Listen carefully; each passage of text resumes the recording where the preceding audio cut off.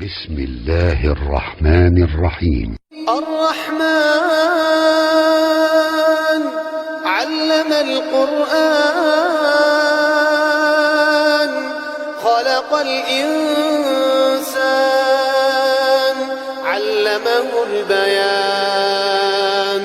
الشمس والقمر بحسبان والنجم والشجر يسجدان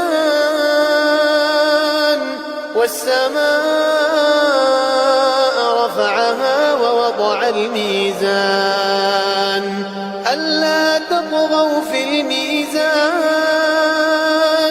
وأقيموا الوزن بالقسط ولا تخسروا الميزان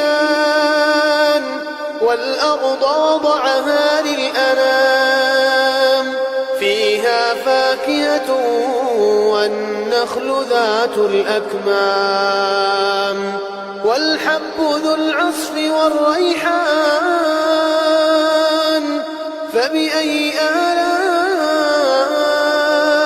ربكما تكذبان